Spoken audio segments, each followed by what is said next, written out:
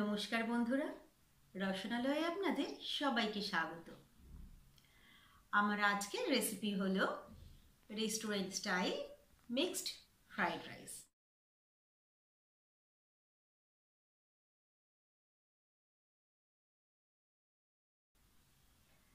আর এই mixed fried rice একটা Indo Chinese recipe, আর আমরা বাড়িতে খুব সহজেই খুবই তাড়াতাড়ি একেবারে রেস্টুরেন্টের মতো মিক্সড ফ্রাইড রাইস বানিয়ে ফেলতে পারি।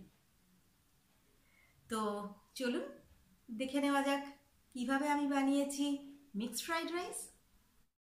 তো প্রথমেই আমি মিক্সড ফ্রাইড রাইসের জন্য নিয়েছি চিকেন, যেটা আমি ভালোভাবে ধুয়ে একদম ছোট ছোট করে টুকরো করে কেটে নিয়েছি। এবার চিকেনটাকে ম্যারিনেট করার জন্য আমি নিয়েছি পাতিলেবু। এখানে আমি অর্ধেকটা পাতিলেবুর এখানে রস দিয়ে দিচ্ছি। যদি পাতিলেবু না থাকে সেক্ষেত্রে কিন্তু ভিনিগারও ব্যবহার করা যেতে পারে। এরপরে আমি দিয়ে দিলাম স্বাদমতো নুন, দিয়ে দিচ্ছি হাফ টেবিল চামচ আদা আর রসুনের পেস্ট, দিয়ে দিচ্ছি হাফ টেবিল চামচ চিকেন মশলা পাউডার। এরপরে আমি দিয়ে দিচ্ছি হাফ টেবিল চামচ হোয়াইট পেপার, না থাকলে ব্ল্যাক পেপারও দেওয়া যেতে পারে, আর দিয়ে দিচ্ছি 1 টেবিল চামচ সয়া সস। এবারে সবটাকে ভালো করে মিক্স করে নেব। তো ভালো করে মিক্স করে এটাকে আমি রেখে দেবো 15 থেকে 20 মিনিটের জন্য। এরপরে আমি নিয়ে নিচ্ছি চিংড়ি মাছ। এটা ভালোভাবে ধুয়ে পরিষ্কার করে নিয়েছি। চিংড়ি মাছেও আমি দিয়ে দিচ্ছি লেবুর রস। এরপরে আমি দিয়ে দেবো স্বাদমতো নুন, দিয়ে দিচ্ছি হোয়াইট পেপার, আর দিয়ে দিচ্ছি 1 টেবিল চামচ সয়া সস, আর দিয়ে দেবো হাফ টেবিল চামচ আদা আর রসুনের পেস্ট। এই সব কিছুকে আমি ভালো করে চিংড়ি মাছের সাথে মেখে নেব। ভালোভাবে চিংড়ি মাছটা মেখে নিয়ে এটাকেও আমি 15 থেকে 20 মিনিটের জন্য রেখে দেবো।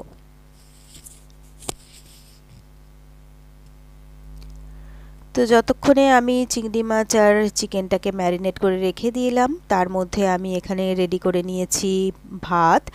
আমি এখানে বাসমতি চাল নিয়েছি। চালটাকে আমি একটু নুন দিয়ে ভাত বানিয়ে নিয়েছি। এরপরে আমি একটা থালায় ঢেলে নিয়েছি যাতে ভাতটা দলা পেকে না যায়, একদম ঝরঝরে থাকে।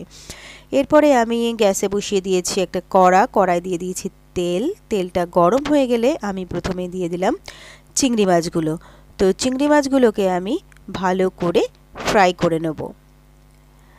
আর রাইসটা যেটা আমি বানিয়ে রেখেছি ওটা কিন্তু আমি 90% মতো কুক করেছি।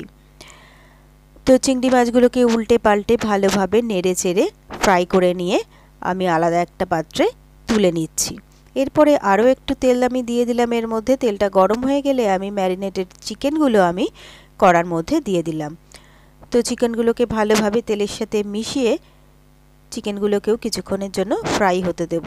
যতক্ষণে চিকেনগুলো ফ্রাই হবে ততক্ষণে আমি একটা বোল নিয়ে নিয়েছি। তার মধ্যে আমি নিয়ে নিচ্ছি 2টো ডিম ফাটিয়ে, দিয়ে দিলাম একটু নুন, আর দিয়ে দিচ্ছি হোয়াইট পেপার। এবারে ভালো করে এটাকে আমি মিক্স করে রেখে দেবো।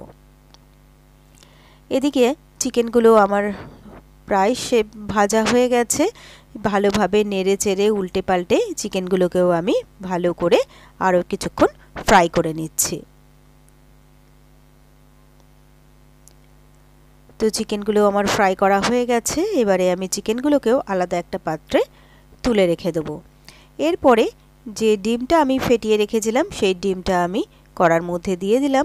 এবারে ডিমটাকেও আমি 2 থেকে 2.5 মিনিটের জন্য ভালো করে ভেজে নেব। এই মিক্সড ফ্রাইড বানানো কিন্তু ভীষণ সহজ, আর এইভাবে বানালে একেবারে কিন্তু রেস্টুরেন্টের মতো খেতে হবে। তো ডিমটা আমি তুলে নিয়েছি। এরপরে কড়াইয়ে আমি দিয়ে দিলাম তেল। তেলটা গরম হয়ে গেলে আমি এখানে দিয়ে দিচ্ছি 1 টেবিল চামচ আদা আর 1 টেবিল চামচ রসুন কুচি। এরপরে আমি এখানে দিয়ে দিচ্ছি স্প্রিং অনিয়নের সাদা অংশটা। যদি স্প্রিং অনিয়ন না থাকে সেক্ষেত্রে কিন্তু নর্মাল পেঁয়াজও ব্যবহার করতে পারেন। তো আদা, রসুন আর পেঁয়াজ সবটাকে আমি 1 থেকে 1.5 মিনিটের জন্য হালকাভাবে ফ্রাই করে নেব। আর এই বাড়িতে এখন কোনো গেস্ট এলে বা নিজেরাও খাওয়ার জন্য কিন্তু খুব ঝটপট এই ফ্রাইড রাইস কিন্তু বানিয়ে নেওয়া যেতে পারে। তো কিছুটা স্প্রিং অনিয়ন ভেজে নেওয়ার পরে এরপরে আমি এখানে দিয়ে দিলাম ছোট ছোট কুচিয়ে রাখা গাজর আর দিয়ে দিচ্ছি বিনস। এবারে আমি দিয়ে দিলাম এখানে স্বাদ মতো নুন দিয়ে এটাকে আমি কিছুক্ষণের জন্য ভেজে নেব, তবে খুব বেশি কড়া করে ভাজবো না, এটাকেও কিন্তু আমি হালকা করেই ভেজে নেব। তো এটা আমার বেশ হালকা হালকা করে ভাজা হয়ে গেছে। এরপরে আমি এখানে দিয়ে দিচ্ছি রেড আর গ্রিন বেল পেপার। বেল পেপারটা দেওয়ার পরে কিন্তু আমি জাস্ট 1 মিনিটের জন্য একটু ফ্রাই করে নেব, তা না হলে কিন্তু বেল পেপারের ক্রাঞ্চিনেসটা নষ্ট হয়ে যাবে আর রাইসের সাথে এটা কিন্তু খেতে ভালো লাগবে না। তো জাস্ট 1 মিনিট আমি এটাকে ফ্রাই করে নিচ্ছি। তো মিনিটখানেক ফ্রাই করে নেওয়ার পরে এরপরে আমি যে চিকেন আর প্রনটা ফ্রাই করে রেখেছিলাম সেই চিকেন আর প্রনটা আমি এর মধ্যে দিয়ে দিলাম। এবারে সবটাকে ভালো করে আমি মিশিয়ে নেব, তারপরে আমি 30 সেকেন্ড মতো একটু ফ্রাই করে নিচ্ছি।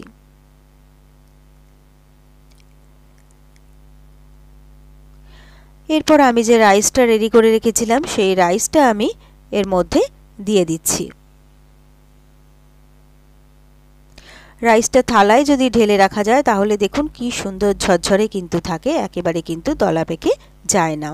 এবারে রাইসের সাথে সব কিছু আমি ভালো করে হালকা হাতে মিশিয়ে নেব যাতে রাইসগুলো ভেঙে না যায়।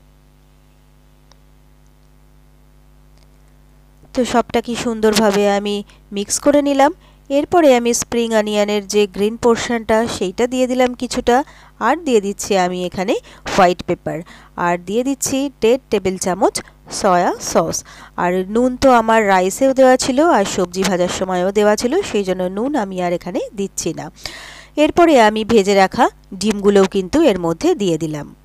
তো এবারে সবটাকে ভালো করে আমি আরও একবার মিশিয়ে নিচ্ছি। তো সবটাকে ভালোভাবে মিশিয়ে নেওয়ার পরে এখানে আমি 1.5 টেবিল চামচ মতো ভিনিগার দিয়ে দিলাম। এইবারে আমি ভিনিগারটা দিয়েও ভালো করে মিশিয়ে নিয়েছি। এরপরে আমি ফ্লেমটাকে হাই করে দিয়ে জাস্ট 1 থেকে 1.5 মিনিট আমি সব কিছু ভালোভাবে ফ্রাই করে নেব, তাহলেই কিন্তু আমার মিক্সড ফ্রাইড রাইস একেবারে রেডি হয়ে যাবে। তো আমার এটা রেডি হয়ে গেছে, আমি গ্যাস অফ করে দিলাম। এবারে আমি একটা সার্ভিং বোল নিয়ে নিয়েছি সার্ভ করার জন্য। তো মিক্সড ফ্রাইড রাইস আমি সার্ভিং বোলের মধ্যে তুলে নিচ্ছি। এরপরে আমি এটা সার্ভ করে দিলাম। তো ব্যাস তৈরি হয়ে গেল আমার খুব সহজে আর খুবই তাড়াতাড়ি একেবারে restaurant style mixed fried rice. আর আপনাদেরও যদি রেসিপিটা ভালো লেগে থাকে তাহলে আপনারাও বাড়িতে ঠিক এইভাবে বানিয়ে দেখবেন, আশা করি আপনাদেরও ভীষণ ভীষণ ভালো লাগবে।